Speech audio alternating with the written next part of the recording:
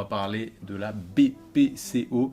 80% des patients atteints de BPCO ne sont pas diagnostiqués. 100% C'est la des 20%. troisième cause de mortalité dans le monde, Non. l'activité physique et le renforcement musculaire. Maintenant, on a assez d'écrits pour dire que c'est ça qui sauve la vie des patients atteints de BPCO. Alors, les symptômes, c'est l'anxiété, la dyspnée qui est un essoufflement désagréable, et la fatigabilité, parce que cette maladie également est une maladie systémique. Le premier traitement de la BPCO, c'est l'arrêt du tabac. C'est pas une maladie sexy, la BPCO. Je tousse, je crache, je suis gris, et ouf, ouais. je me suis laissé aller, j'ai une distension abdominale. Et du coup, c'est des gens qui sont souvent seuls. On doit connaître de notre patient quelles sont ses raisons de vivre. Et il faut s'appuyer là-dessus pour s'appuyer sur sa motivation.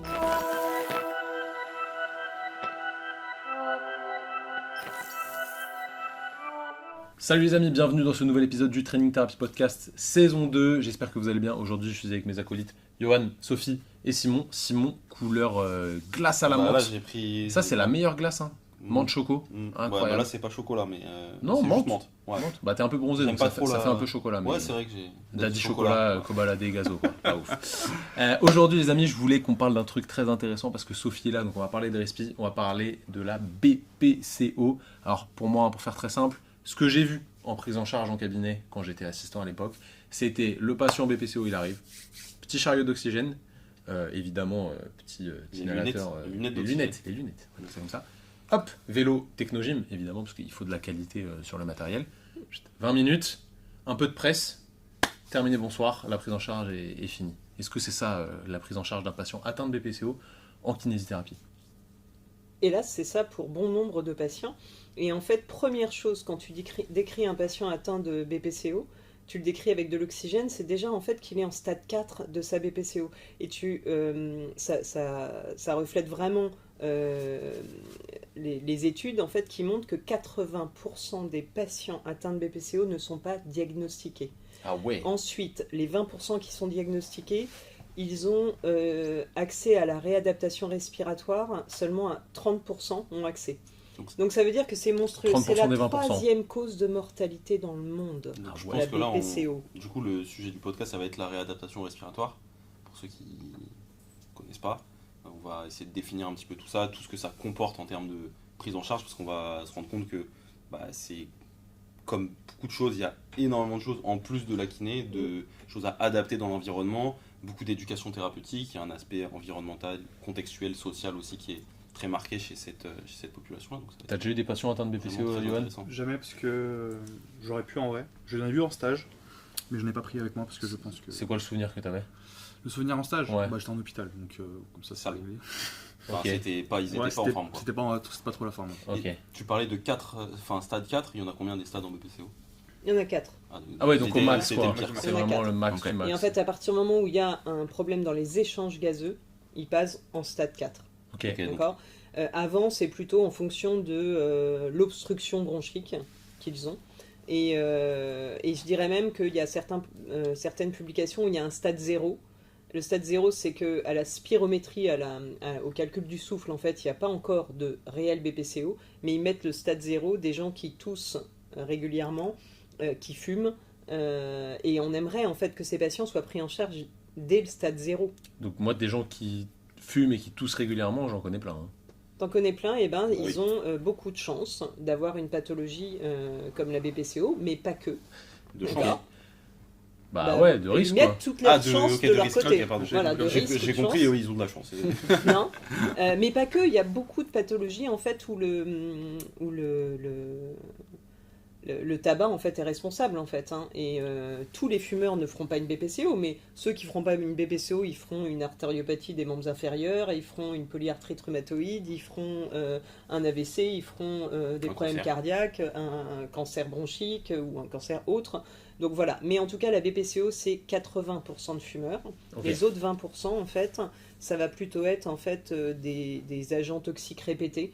Et puis il y a des déficits de protéines, il y a des déficits, il y a des petites maladies comme ça, enfin des petites dans le sens elles sont pas si fréquentes que ça, qui font aussi, qui peuvent amener à une BPCO. Ok, donc c'est quoi une BPCO pour recontextualiser un petit peu? Ça veut dire quoi déjà? C'est l'acronyme de quoi? Bronchopneumopathie chronique obstructive. Donc ce qu'il faut retenir, c'est chronique. Ça veut dire qu'en fait, quand on a une BPCO, on a une BPCO. Par contre, on peut la stabiliser et le premier traitement de la BPCO, c'est l'arrêt du tabac. Ça veut dire que si vous prenez en charge un patient atteint de BPCO, fumeur, le premier objectif que vous devez avoir, c'est de le faire arrêter de fumer. Ça ne veut pas dire que vous n'allez pas le prendre en charge tant qu'il fume.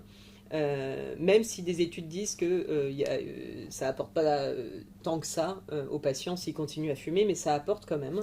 Oui, puis tu as l'éducation, etc. Tu fais un travail en amont. Voilà, vous devez déjà lui poser la question, est-ce que vous avez envie d'arrêter de fumer? Et si la réponse est oui, eh ben, on rentre dedans et on lui en parle à chaque séance et on est aussi capable de donner des conseils en tabacologie en ayant une petite formation aussi au départ, mais en tant que kinésithérapeute, on a le droit de prescrire des substituts nicotiniques. Donc ça, c'est bon à savoir. En tout cas, c'est le premier traitement de la BPCO. Ok. Voilà. L'arrêt du tabac. L'arrêt du tabac. Number one. Ensuite, comment on tu fait voles ces clopes, mec? Parce que généralement, les gens qui ont une BPCO, ils sont plutôt âgés. Pas forcément. Non, mais de moins en moins. Ils ont quel âge? Ils ont plus de 40 ans. Ouais, aïe. Donc âgés. Non, mais la glissade. Ça veut dire que s'ils sont là, qui fument encore à 40 ans, généralement, ça fait quasi peut-être 20 ans qu'ils fument. Donc je pense qu'ils ont entendu peut-être 50 fois, ouais, faut arrêter de fumer. C'est pour ça Est-ce qu'on a un ou deux tips qu'on pourrait donner pour essayer d'aiguiller ça? Déjà poser la question. Où en êtes-vous avec la cigarette plutôt que combien de cigarettes vous fumez par jour? C'est moins jugeant. Parce qu'il sait que le patient il sait que c'est pas bon. Tout le monde le sait. Okay. Il n'y a personne aujourd'hui qui sait quoi pas qu'il arrive, tout le monde le sait. Voilà, mais ce serait intéressant aussi de poser la question aux patients à ce moment-là, à quoi est due votre maladie à votre avis, parce qu'on peut avoir des choses incroyables alors qu'ils fument 20 clopes par jour. Mais où en êtes-vous avec la cigarette? Et qu'est-ce que ça vous apporte de fumer? Plutôt que, vous voyez, si vous arrêtiez de fumer, vous auriez moins de tout, puis vous auriez moins de machin. Il faut essayer de comprendre pourquoi c'est plaisant pour lui de fumer. Quels sont les bénéfices? Ça, c'est la première des choses. C'est intéressant ça. Voilà. Bien sûr qu'on peut lui expliquer ce que fait la fumée de cigarette sur ses bronches et qu'est-ce que ça a comme conséquences, etc. Bien entendu, mais pas que. Voilà. Ça, c'est la première des choses. La deuxième, quand on a un diagnostic de BPCO, c'est vraiment ce qui va lever l'obstruction bronchique et lui permettre d'avoir un peu plus de volume pour pouvoir faire de l'activité physique, c'est les traitements inhalés. Donc c'est ventoline, ça c'est la première des choses qui est, dès le diagnostic, un patient BPCO en fait repart avec de la ventoline, d'accord, qui va relaxer les bronches et permettre à l'air de mieux passer. Et après il y a des bronchodilatateurs à très longue durée d'action qu'on prend qu'une fois par jour et qui durent 24 heures et qui sont vraiment la pierre angulaire du traitement médicamenteux de la BPCO. Ça, en tant que kiné, on doit savoir optimiser la prise de ces traitements pour qu'il arrive vraiment là où ça va pas. Et dernière chose, je dirais, l'activité physique et le renforcement musculaire. Maintenant, on a assez décrit pour dire que c'est ça qui sauve la vie des patients atteints de BPCO. Quel style d'activité physique? C'est comme pour tout sportif ou pour toute personne, en fait, c'est de l'endurance à basse intensité, c'est du renforcement musculaire, c'est de la haute intensité si c'est possible, et en tout cas de façon progressive et dosée. Si le patient le mais tolère. En tout cas, c'est une activité physique quotidienne. Ok. Du coup, tu améliores toutes les qualités physiques au final. Tu améliores toutes les qualités physiques et surtout, tu améliores les capacités aussi de respirer quelque part, même si c'est pas le VEMS qui va changer, mais en tout cas le patient il va se sentir aussi mieux au niveau respiratoire, mais surtout tu lui donnes des points de vie. Ok. Voilà. C'est quoi les symptômes de cette pathologie? Alors les symptômes, c'est l'anxiété, la dyspnée qui est un essoufflement désagréable. D'accord. Pas un essoufflement, juste un essoufflement, c'est un essoufflement vraiment désagréable. C'est pas toi quand tu fais ton footing. Et la fatigabilité, parce que cette maladie également est une maladie systémique, avec énormément de conséquences sur le reste du corps, inflammatoire notamment, le stress oxydatif, etc. Et qui fait que ces patients, en plus, quand on les laisse se dégrader, vont avoir encore plus de mal à prendre du muscle, à cause de tout ce système-là, et du coup il va falloir encore plus qu'il y ait un entraînement personnalisé pour chaque patient alors forcément, ça veut dire que cette réadaptation respiratoire, elle ne pourra pas se faire sans réflexion. D'accord, donc tu fais un raisonnement clinique en fait, comme Oui. face à chaque patient de toute manière. C'est ça. Tu essaies de voir les points qui posent problème, ceux Ouais. que tu peux optimiser, C'est et, ça. et tu fais ta rééducation là-dessus. Ok, C'est ça. très intéressant. Tu voulais dire un truc tout à l'heure, j'ai l'impression. Non, pas du tout. J'écoute, je suis attentif, c'est. Attentif, Je suis convaincu. Hein. Ok, donc le patient il arrive, il te décrit anxiété, dyspnée, fatigabilité générale. Et il faut déjà savoir, justement, des trois, lequel est le plus impactant dans un premier temps. Et c'est comme ça qu'on s'en sort, plutôt que d'essayer de faire un peu de tout. On prend le patient, et ce patient, on va justement, si on a ces trois choses-là dans la tête, on va se dire, ok, qu'est-ce qui l'empêche de se mouvoir? Est-ce Ok. que c'est parce que cette maladie, c'est une maladie culpabilisante? C'est parce que j'ai fumé que j'ai cette maladie? C'est pas une maladie sexy non plus. La maladie de la BPCO, je tousse, je crache, je suis gris, Ouais, c'est pas et ouf, ouais. je me suis laissé aller, j'ai une distension abdominale. Et du coup, c'est des gens qui sont souvent seuls, qui sont souvent abandonnés par les autres parce qu'ils ne suivent plus à la marche de leur sortie de marche, parce qu'ils toussent, parce qu'ils crachent, parce qu'ils sont fatigués. Et donc il faut voir si c'est d'abord l'anxiété qu'il va falloir gérer, et donc redonner confiance et relaxer, etc. Soit c'est la fatigabilité, en parlant des piliers de la réadaptation respiratoire, c'est toujours, comme pour vos patients et vos clients, c'est alimentation, sommeil, hydratation. Mhm. Voilà. Savoir si le patient va pouvoir supporter, il y a assez de carburant pour qu'on lui sa propose rééduque, quelque ouais. chose. Sur la dyspnée, c'est d'abord être capable de comprendre est-ce que c'est une dyspnée primaire ou secondaire. La dyspnée primaire, elle est due à l'incapacité respiratoire, à l'obstruction, Ok. qui fait que comme il y a une obstruction, il y a moins de débit d'air, donc on ressent une obstruction au passage de l'air, donc on est essoufflé de manière désagréable, mais le plus souvent, ces patients ont une dyspnée plutôt secondaire, qui est une dyspnée musculaire. C'est parce qu'en fait, ils sont rentrés dans le cercle vicieux avec d'abord une oppression, une toux, une fatigabilité, une anxiété, du coup ça les a empêchés. Tout doucement, en fait, ils se sont dit, ah bah tiens, je prends plus les escaliers, ah bah tiens, je fais plus ci, ah bah tiens, je fais plus ça. Le muscle s'est déconditionné, et du coup, le muscle, au redémarrage, en fait, il pompe trop sur la pompe respiratoire. C'est ce qu'on appelle, en fait, l'essoufflement secondaire, qui est un essoufflement musculaire. Donc tu auras beau régler la pompe respiratoire comme tu veux, si jamais tu règles pas la Voilà, périphérie et généralement, musculaire, dans nos cabinets, on rencontre des patients qui sont d'abord, en fait, il faut d'abord régler le problème de la dyspnée secondaire. Alors moi j'ai une question. Comment tu règles l'anxiété? Parce que tu as dit qu'il fallait régler un des trois problèmes, le problème majeur. Si le problème majeur c'est l'anxiété, qu'est-ce que tu fais? Toujours, le diagnostic éducatif, c'est pourquoi ils sont anxieux. Est-ce que c'est parce qu'ils ont peur de cette maladie? Est-ce que c'est parce qu'ils sont seuls? Et dans ces cas-là, on va, par exemple, je te donne un exemple, mais c'est individuel en fait. Je te donne un exemple, si le patient, c'est parce qu'il est seul, quand tu lui demandes un peu quels sont ses petits et grands plaisirs, c'est toujours la question que je pose à la première séance dans son quotidien, et qu'il n'y a pas de réponse, il n'y a pas de Fumer. réponse positive, ou c'est fumer. Non mais c'est possible. Hein. Et j'avais un patient qui m'avait appelé en disant, bon, je vous appelle parce que mon pneumologue m'a dit de vous appeler, donc je vais venir, mais je vous préviens, mon meilleur ami, c'est mon canapé. Ok. Et je dis, bah Qu'est-ce que tu venez, aurais fait? Il faut déplacer le canapé. venez. Moi j'aurais été sur le cul. Simplement. Et du coup, Moi, ce sur le canapé, patient sur est ma chaise. arrivé, dans mon cabinet, je l'ai fait s'asseoir. Sur le canapé? Non, je l'ai fait s'asseoir et je lui ai dit, bon, première chose, je vous donne mon téléphone, vous appelez chez vous, vous demandez des nouvelles de votre canapé parce que vous l'avez pas vu depuis au moins une demi-heure. Ah il a Ah, dû Il rigolé. s'est marré. bien. Et du coup, je l'ai accroché comme ça. Il faut essayer en fait Elle- d'accrocher elle le est patient. drôle. Voilà, mais d'accrocher le patient dans ce qu'il a envie en fait de vivre. Ce patient, il m'a ému en fait parce qu'en fait, il n'y a pas de famille à côté, il n'y a pas d'amis à côté, et il est seul face à sa pathologie respiratoire, face à sa vie tout seul.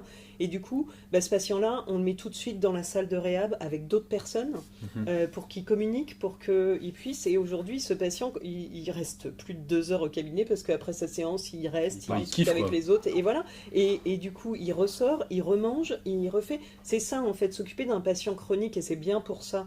Et ça, on n'en parle pas assez. C'est bien pour ça que beaucoup de kinésithérapeutes refusent les maladies chroniques. C'est parce qu'il y a toute cette sphère, en fait, de parler, d'accompagner le patient dans la gestion, en fait, de sa maladie chronique. Avoir une maladie chronique, c'est anxiogène.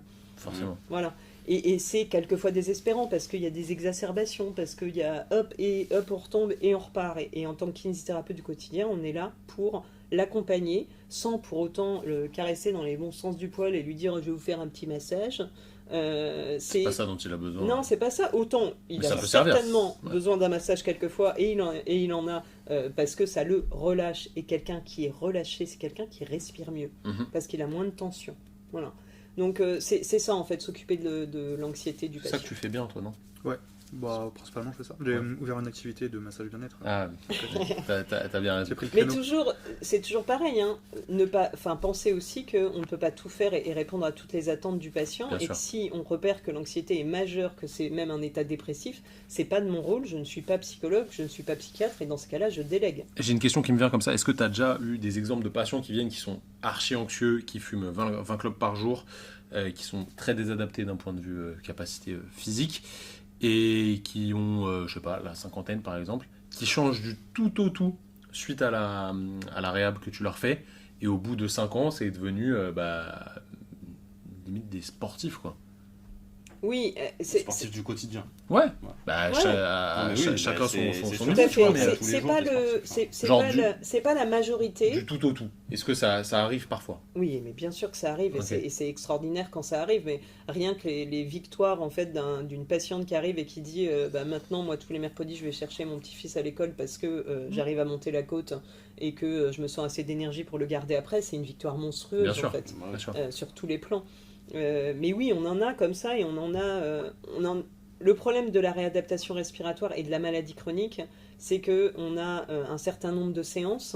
Et Mhm. après, qu'est-ce qu'on fait?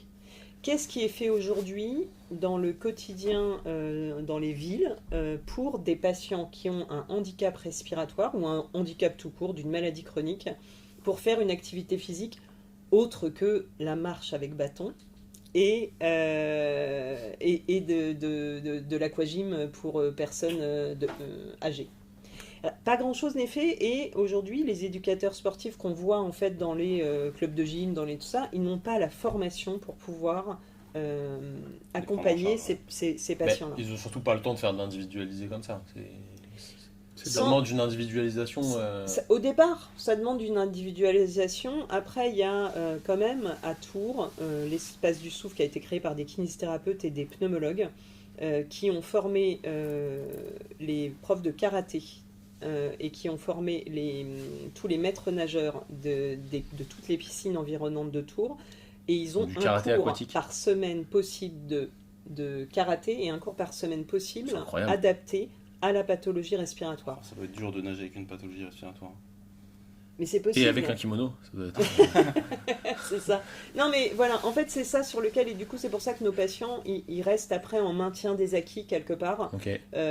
Ils font toute leur endurance fondamentale en dehors de notre bien cabinet sûr. parce qu'on n'a pas besoin de regarder un patient Voilà, faire tu du vas pas vélo. regarder 2 heures. Voilà. Marcher, parfois, pour certains. Enfin, Marcher aussi, voilà. Bah, c'est déjà pour ça. certains, c'est un effort énorme. Oui, voilà, c'est ça que je voulais dire. Alors déjà, je dirais même que la marche à pied pour un patient atteint de pathologie respiratoire, c'est plus fatigant que le Le vélo, vélo, ouais. Bah oui. parce qu'il doit porter son corps C'est vrai. aussi. T'es déchargé sur le Donc vélo. moi c'est je facile. conseille plutôt d'acheter un vélo pour faire son endurance fondamentale. Au service du fait d'aller marcher après.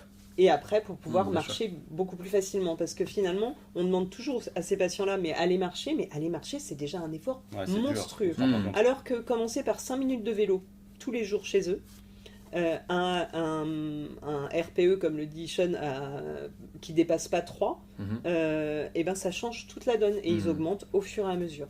J'ai une question qui va m'en amener une autre après. Est-ce que c'est une pathologie de laquelle on peut guérir?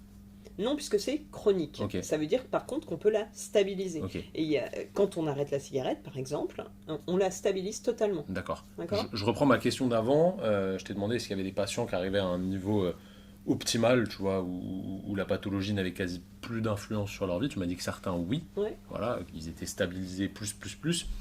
Selon toi, avec l'expérience que tu as, parce que tu as vu beaucoup de patients comme ça, qu'est-ce qui a fait la différence chez ces patients-là? Le diagnostic précoce, Ok, le pneumologue qui envoie précocement chez le kiné, ok. alors que le patient a encore plus de 80% de capacité respiratoire. On travaille avec des pneumologues qui aiment ce côté prédictif, préventif. Et du coup, c'est des gens, en fait, on a réussi en fait, à stabiliser et c'est au revoir. Ou alors, ils viennent une fois par an faire un petit retour comme ça en se disant bon bah je reviens sur quelques semaines là, juste parce que je perds un peu de motivation et voilà, mais c'est tout en fait. C'est stylé ça. Je me Ouais. fais un peu l'avocat du diable volontairement, mais est-ce qu'il n'y a pas une histoire de volonté aussi là-dedans, dans ceux qui arrivent à s'en sortir? Alors, je pense qu'il y a une histoire de contexte global Ok. de la personne. Pour se soigner, on a besoin aussi d'avoir envie de vivre. Mhm. Est-ce que c'est vraiment pour moi ça on doit connaître de notre patient quelles sont ses raisons de vivre. Et il faut s'appuyer là-dessus pour s'appuyer sur sa motivation. Ok. Voilà. Du coup, on a bien capté qu'il y avait 80% des patients qui n'étaient même pas diagnostiqués. Oui, Comment on pourrait faire pour que ce chiffre il diminue et que du coup tu en reçoives plus au cabinet pour pouvoir les aider Plus tôt surtout. Ouais, Plus plus tôt. tôt, ouais. C'est ça la problématique. il y a déjà Ah, plus tôt et plus. un questionnaire incroyable avec, j'espère que je vais retrouver les 4 questions. Il y a 4 questions, c'est avez-vous plus de 40 ans? Tu vois. D'accord. Non. La deuxième question, c'est êtes-vous oui. fumeur ou ex-fumeur? Ok. D'accord. La troisième question, c'est toussez-vous régulièrement? Ex-fumeur, ça veut dire quoi? T'as fumé? Genre j'ai fumé une clope un jour, je suis fumeur. Non. Ok, moi j'ai T'as jamais été fumé. vraiment Toi, fumeur. tu fumes la chicha. Donc, Rien à voir. tousses-tu régulièrement? Est-ce que tu tousses régulièrement? Et la quatrième question, es-tu plus essoufflé que les autres de ton âge? Ok. Tu vois, voilà. Si tu réponds 3 oui, Ah, mais il y a Ou bloc plus. de personnes qui. voilà, non mais c'est important, 3 oui à plus, ou plus, d'accord? Tu as une probable BPCO et je te conseille d'aller faire une consultation chez le pneumologue. Peut-être qu'on aura sauvé Ça des vies. Je vous le dis, c'est ce qui m'a permis d'arrêter de fumer. C'est bien de Ça, la. deux. T'avais de 3 l'avouer. oui. Et du coup, J'avais t'as passé à 2,5. 2,5. Ah, J'avais t'as pas passé le 39 cap. ans. T'as pas Ah. passé le cap. J'avais Ah. 39 ans. Ah, non, et donc, je me suis dit, ok, dans un an, tu réponds 2,5, 3. Et ben, il est temps. D'accord? Alors, du coup, ce qu'elle a dit, Voilà. c'est fumer jusqu'à 40 ans, mais à 40 ans, on stoppe. Non, j'aime pas ça. J'aime pas dire ça parce que Profitez de forcément, votre il faudrait jeunesse. ne pas fumer. Mais clairement, Non, mais oui. arrêter avant l'âge de 40 ans. Ok, Hmm. très intéressant. Du coup, je reviens à ma question de base. J'avais pris l'exemple un petit peu exagéré de pas mal de cabinets de kiné. Au final, on voit ce genre de prise en charge. C'est quoi une bonne prise en charge pour un patient atteint de BPCO? Pas forcément un stade 4, comme on a pris l'exemple, mais Ouais. c'est quoi une bonne prise en charge au cabinet? Si on devait donner un peu les guidelines. Une bonne prise en charge au cabinet, c'est d'abord l'hygiène de vie. Mhm. Tabac, mais lavage de nez, traitement inhalé, brossage des dents, mais voilà, enfin c'est toute l'hygiène de vie, nutrition et sommeil. Il est Pourquoi, choqué. pourquoi D'accord. brossage des dents? Parce qu'il y a plein de miasmes là-dedans aussi, si on ne se lave pas les dents. Ok, Surtout si tu Voilà. fumes. Aussi Ok. si tu fumes. d'accord. Ça c'est déjà la Brosse à base. dents électrique ou brosse à dents manuelle? Parce qu'on a un aficionados de la brosse C'est à dents vrai. électrique. Oral B. Bon, ouais, moi, je fais les deux. Oral B, hein. Je commence par la électrique et je finis à la manuelle. Ok. Donc traitement inhalé ensuite pour traiter vraiment l'obstruction. Mobilité thoracique, toujours redonner du mouvement à la mécanique externe du poumon pour que le poumon ressente un petit peu plus de place aussi pour respirer. Et activité physique, mais quand on dit activité physique, c'est vraiment un entraînement personnalisé avec de l'endurance à basse intensité, avec du renforcement musculaire réellement et pas 10 air squats, 3 séries de 10 air squats et on s'arrête là et oh, il est déjà essoufflé, bah oui, parce que déjà 10 répétitions c'est difficile. Développer la Par force, contre, quoi. si tu développer la force, parce que ce patient-là, il va peut-être être capable de faire au bout de quelques semaines des squats à 20 kg, mais seulement 4 reps. Parce Ok. que au niveau respiratoire, il ne pourra pas Hmm. accepter plus. Ouais, c'était l'essoufflement secondaire dont tu nous... La dyspnée secondaire, pardon. Dont tu nous Voilà, parlais ou tout à alors l'heure. elle est plus primaire en fait là. Ok. C'est-à-dire chez des patients en fait avec peu de capacité respiratoire, 4 reps à 20 kg, en fait c'est pas possible. C'est possible musculairement au bout Ok, d'un d'accord. certain temps, Ok. mais ta pompe respiratoire elle n'est pas capable de faire trop D'envoyer plus. assez pour, Pour ouais. des patients plus. Ouais, Mais en tout bien cas, n'hésitez pas à charger vos patients à partir du moment où c'est progressif. sûr. Ok. Voilà. Et là, on a fait une prise en charge. Déjà, qui Global, qui remplit énormément de choses. Après, il y a plein de cerises sur le gâteau qui font que, en tant qu'experte en kiné respiratoire, j'améliore aussi la Bien ventilation dans les 3 plans de l'espace, j'optimise la pompe respiratoire. J'ai toute une boîte à outils, mais ça c'est très spécifique et ça se trouve pas dans tous les cabinets kinés. Bien sûr, mais vu le nombre de patients qui sont atteints de cette pathologie, si on compare un peu à la mucoviscidose où c'est moindre, c'est plus grave, entre guillemets, je ne sais pas si on peut juger de la gravité d'une pathologie ou pas, mais ça veut dire qu'il y a potentiellement plus de kinés qui peuvent les prendre en charge aussi, et c'est plus facile que la prise en charge d'une mucoviscidose où il y a plus de problématiques associées, quoi. Donc voilà, vous avez juste à suivre ces petites guidelines, évidemment, formez-vous.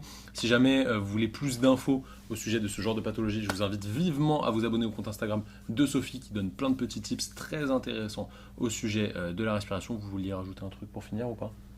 C'est bon pour moi. Ouais, on a fait un tour assez pertinent. Donc au final, en vrai, comme d'habitude, c'est du raisonnement clinique. Pour moi, il n'y a rien de bien complexe, et si on pouvait en diagnostiquer plus, ce serait intéressant. Donc posez-vous les 4 questions si jamais vous êtes potentiellement cible, et puis si jamais vous répondez à plus de 3 oui, c'est ça, allez consulter votre médecin. En attendant, si vous nous avez écouté sur YouTube, n'hésitez pas à vous abonner à la chaîne, c'est super important, ça nous aide à faire croître le podcast et à inviter des invités prestigieux comme Johan et Sophie. Si jamais vous êtes sur les plateformes de streaming, Spotify, Deezer, Apple Podcast, n'oubliez pas de mettre une review 5 étoiles, c'est très important. Si vous êtes sur Spotify, répondez au sondage directement sous l'épisode. Prenez soin de vous, prenez soin de vos patients, formez-vous évidemment, continuez à vous intéresser aux gens et à vous intéresser à la kiné si vous êtes kiné. Nous, on se dit à la semaine prochaine. Salut tout le monde. Salut à tous. Salut.